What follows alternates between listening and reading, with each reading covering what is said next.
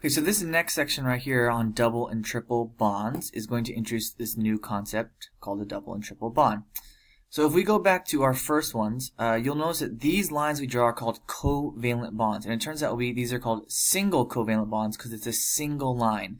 And when we draw double and triple bonds, what we're going to see is that oftentimes we'll need to draw Lewis structures where the final structure will look something like this. There will be 2 lines, a double bond, or potentially 3 lines, a triple bond. So let's go ahead and show this down here. The process starts off exactly the same. So let's inventory the number of valence electrons we need for or get for HCN. So hydrogen, carbon, and nitrogen. How many valence electrons do each of those have? So hydrogen gets 1 valence electron, carbon gets 4, and nitrogen gets 5. So 1, 4, 5. Add those all up, and that means we get 10 valence electrons for this structure. So I'm going to start drawing this. So I will let's put the carbon here, hydrogen here, and I'm just going to start drawing some single bonds to connect these.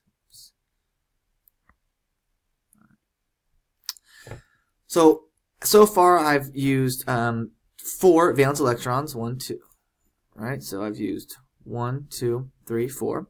And I kind of start just reading these from left to right to see if I've satisfied the octet rule. So hydrogen has 2, so that's good.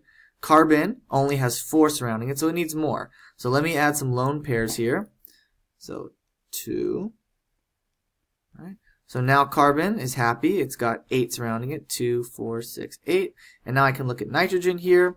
And nitrogen's not happy. It only has 2. So let me see how many valence electrons I have left. I've used 2, 4, 6, 8. So I only get 2 valence electrons. So let's put them on right here. Okay. Now, if I do this, what you'll see is that I no longer have any valence. I don't have any more valence electrons. Right? I can only get to use 10. 2, 4, 6, 8, 10.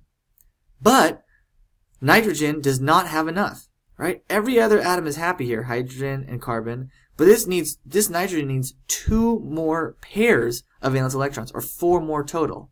So I have to find a way to get 4 more electrons to nitrogen without taking electrons away from any other atom.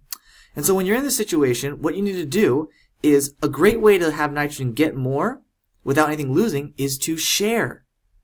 So we just need to have more electrons being shared with nitrogen. So what we're going to do is let's take these 2 pairs of lone pair, and instead of them being by themselves using just for carbon, imagine we move them down here.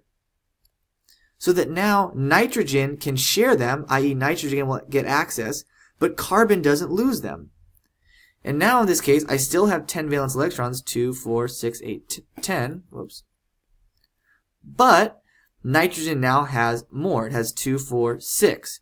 Now it's not happy, right? Nitrogen still needs 2 more. So we can do the same thing with this lone pair. Let's take these, let's move them in here so that carbon and nitrogen can share them. And what we'll see now is that hydrogen has 2, carbon has 8, and nitrogen has 8, and we have still used 10 valence electrons. 2, 4, 6, 8, 10. Thus satisfying both of those checks.